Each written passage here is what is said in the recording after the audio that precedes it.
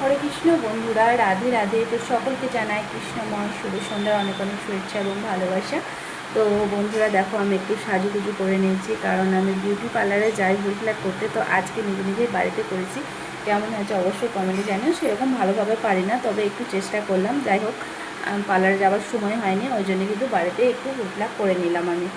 তো চলো, তোমাদেরকে আগের ভিডিওতে আমি বলেছিলাম তোমাদেরকে আমি একটা জিনিস দেখাবো, সেটাই তোমাদেরকে দেখাই। চলো,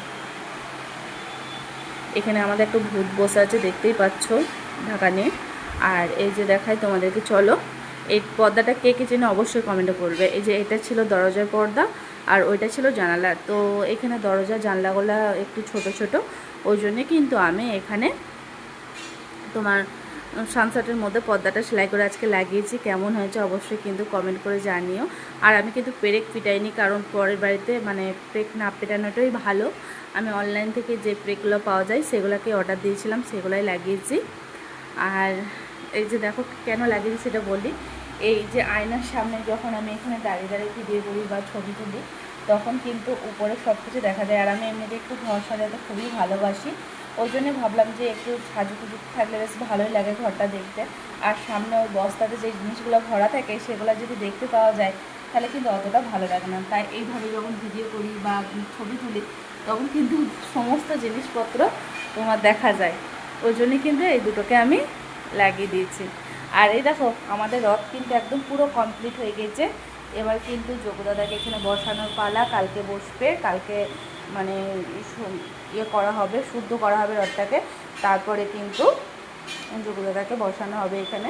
তো প্রত্যেক বছরই করে, যখন মেয়ে নিজে বানাতো তখন মানে নিজে নিজেই বানিয়ে করতো, নিজে কাঠবোর্ড দিয়ে বানাতো। এখন আবার কি করেছে, ওইটা কিনে নিয়ে এসেছি। প্রত্যেক বছর বছর বানানো সম্ভব হচ্ছে না, ওই জন্যে ওই কাঠের রডটাকে আর বছর কিনে নিয়ে আসা হয়েছে। কিন্তু কি বলো তো, আমরা তো ভাড়া বাড়িতে থাকি, ওই জন্য আমাদের সিংহাসন বলো রড বলো সব ছোট ছোট। একটু ছোটো ছোটো বলতে কি, আমাদের কোমরের নিচে সবসময় থাকে, তো জানি কোমরের নিচে কোনো কিছু রাখা উচিত না। সিংহাসন বলো রড বলো এগুলো কোমরের নিচে থাকা উচিত না। তো কি করা যাবে বলো, করার তো কিছু নেই।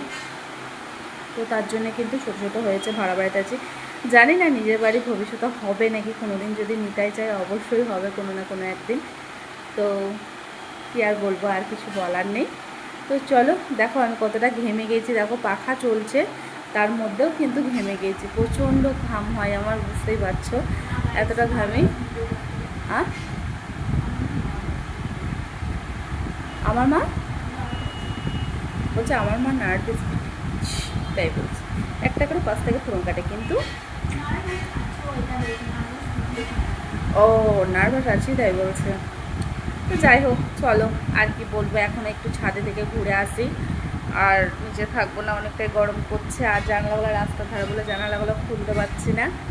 তো এখন ছাদের উপরে যাব, একটু ঘোরাঘুরি করবো মামেতে, তারপর আবার পরে সন্ধ্যায় নেমে আসছি। আর সন্ধ্যের দিকে লাইভে আসবো। তো চলো, হরে কৃষ্ণ, রাধে রাধে, হরি বল, টাটা।